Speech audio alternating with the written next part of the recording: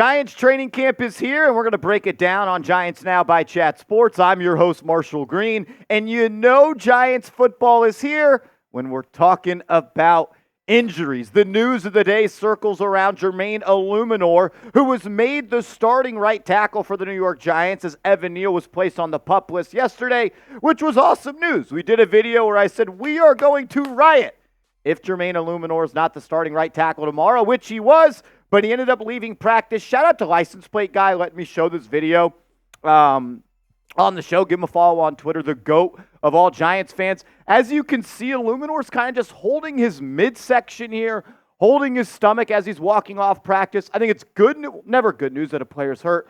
Good news, though, that a cart was called out for him. He waved it off. He was able to walk off the field under his own power. Of course, did not return to practice. And this is something we're going to continue to monitor. That's why you subscribe to the channel. But it looked like Dexter Lawrence was the one that caused the injury to Jermaine Eluemunor. Eluemunor kind of just got a little hand check, open palm punch to the ribs from Lawrence Eluemunor there. The video's on my Twitter. You can go check it out at @MarshallGreen_. And look, man, you just can't make it up. Another football season started for the Giants. Last year, it was 40-0 in week 1. This year, it's the guy that you go out and sign to play right tackle. Well, technically play left guard, but then your right tackle, number 7 overall pick, Evan Neal, gets added to the PUP list. So then you switch Eluemunor back to right tackle after training him at left guard through OTAs and minicamp. And in the first team practice, the first training camp practice, he has to leave because of injuries, which is crazy because Eluemunor has been one of the most available and healthy players in this league. Let's hope it's nothing major. Let's hope he's able to return very soon because I don't know what the Giants are going to do on the offensive line if Eluemunor and Evan Neal are hurt. Hit the thumbs up icon, though. Get the good vibes rolling. Practice is finally here, but man, I don't want to be talking about injuries anymore. And if you're tired of injuries already, go ahead and hit that thumbs up icon for me. Joe Schoen spoke to the media prior to practice being kicked off, and he spoke about Evan Neal. And he said he's not far off, which, I'm going to be honest, I don't believe you. You're lying. I don't believe you. The Giants have been lying about injuries since Joe Schoen and Brian Daboll have took over, which is not a problem. You don't have to be 100% transparent with the media and the fans about the injuries. I get it. But I don't believe him because why would you make such a major move if Evan Neal was not far off? Not far off tells me he's going to return in a week or two, which means why would you have Eluemunor, who was trading at left guard all offseason, bounce out to right tackle? This was day 1 training camp starting 5 on the front. It was Thomas at left tackle. Aaron Stinney was at the left guard spot, which was occupied by Eluemunor prior. John Michael Schmitz at center, John Runyon at right guard, and then Jermaine Eluemunor at right tackle. So this is what you had for a couple of plays before Eluemunor went down. And then Joshua Ezeudu ended up starting in at right tackle, and it only took him 2 snaps before he gave up a sack to Kayvon Thibodeau. So, yeah, you don't want Josh Ezeudu playing football all that much for you. I think it just proved at this point that he's probably most likely not an NFL player. Hopefully it changes and he becomes one. What I was trying to say is, if Evan Neal was not that far off, why would you make such a major adjustment? I had a whole video talked about how Jermaine Eluemunor is going to be the right tackle for the entire season. Evan Neal's not going to get that job back. But if Eluemunor is hurt and Evan Neal gets healthy, maybe he will be that right tackle. Let's talk about something a little bit more fun here. Daniel Jones, right? Daniel Jones, 100% ready to go. Brian Daboll said Jones will get every rep of practice with the first team, and that he did. And that's good news. And he was 100%, and he looked ready to go. Thing is, he didn't play all that well, and I'm not going to overreact to that. It's day 1 of training camp. First time he's seen live action as he's come back from that ACL since week 9 of last year against the Raiders. Bullets are flying. No takeaways from me on this. But Connor Hughes says Giants practice is over. Daniel Jones finished 7 of 12, and his final 4 completions were all within 3 yards of the line of scrimmage. Big concern, obviously, is the health of Jermaine Eluemunor. Ryan Dunleavy followed that up where he said a lot of short passes from Daniel Jones today. Some by design, some because no one is open by the time the pocket collapses. I'm not ready to freak out about the offense not being explosive. Not ready to say Daniel Jones is not good anymore. He's rusty. It's the first time he's seen live action in almost 8 months.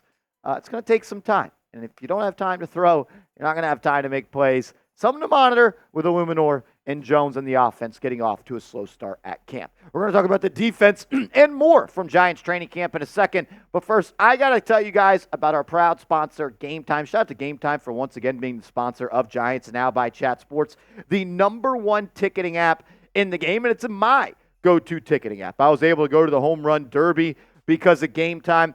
I'm going to be going to some Knicks games this year because of Game Time, and I hopefully maybe one day we'll be able to go to a Giants game because of Game Time. You can all do the same. It's the best seats for the lowest prices guaranteed. You get views from the seats as you're looking to buy tickets from the app, and you get the lowest price guaranteed. And right now is the time to go catch the Yankees as summer is coming to a close. Maybe you want to go to a Mets game. The best place to get MLB tickets are through Game Time. Download the Game Time app, create an account, and use code CHATSPORTS for $20 off your first purchase where terms do apply. So download the Game Time app, open up the App Store, use the promo code CHATSPORTS. That's CHATSPORTS, and you're going to get $20 off your first purchase. Download the Game Time app today. Last-minute tickets, lowest price guaranteed. It's the only app I use to buy tickets nowadays because it saves me money, it's user-friendly, and I get the best seats for the lowest price guaranteed.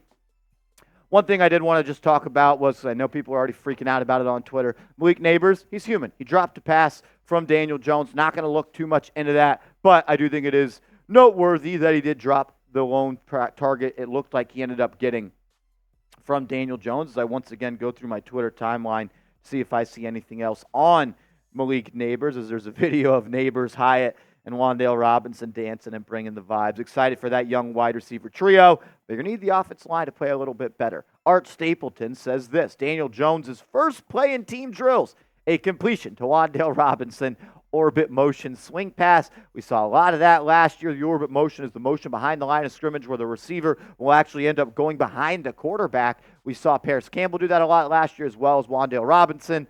And I can't wait till they stop doing it because it's just putting unnecessary miles on the bodies of the receivers.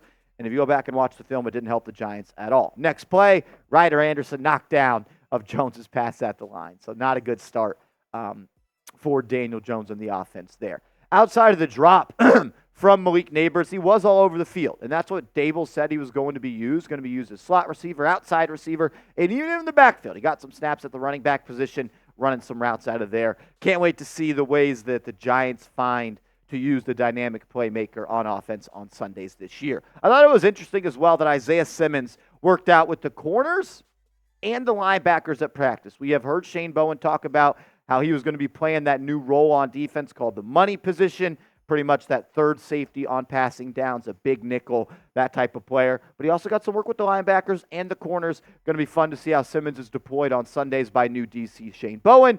And now you have a new offensive coordinator, apparently, in Brian Dable. Yes, still Mike Kafka on the staff, associate head coach and all. But Brian Dable did say he'll be calling plays at training camp. Also said a decision on calling plays for the season has not been made. But he called them at OTAs, called them at rookie minicamp. Now he's calling them at training camp. I think the expectation, as the Giants would say, is for Brian Dable to be calling plays this year. Drew Lock got picked off on the first pass that he threw at 11 on 11s. Ball actually got tipped up at the line of scrimmage, and Boogie Basham was the one who intercepted that. And then Lock ended up hitting Lawrence Cager for a deep touchdown. I think that was the only passing touchdown the Giants had in 11 on 11s today. Really nice catch by Cager. That video's on my Twitter as well. You could check out there. Locke played okay, 5 of 8, and 11 on 11s. Had that interception, but also did throw in the lone touchdown. Some people said Cager was out of bounds. Some people said he didn't. It was a big chunk play, and I'm excited to see that, not the 5-yard outs that the Giants' social media account is posting about to Darius Slayton. Also, of note, Tyrone Tracy, rookie running back, he was returning kicks, and this is something I want to see him do. He's electric with the ball in his hands. I think he's a Cordell Patterson type of player. He just knows how to find green grass and get north and south, make people miss. With the new kickoff rules, I want to see him make some plays. UDFA, Alex Johnson, the DB out of UCLA. I remember when we did the UDFA videos, I had heard that he was someone to look forward to. And he's supposed to be a nice pass breakup on defense today as Tommy DeVito tried to fit one in. Good stuff there. Giants need help at corner, and if they found a gem in Alex Johnson, that is going to be a great, great find by Brian Dable. Shout out to Bobby Skinner, Justin Pinnock as well, the crew over at Talking Giants. They are at training camp yet again. Awesome stuff from them. Check them out on Twitter and YouTube. Just kind of a recap here from Bobby. Says Giants training camp day one thoughts. Jermaine Eluemunor left practice while Evan Neal is still on the PUP list. Sucks. Need him to get healthy no matter what happens with Neal.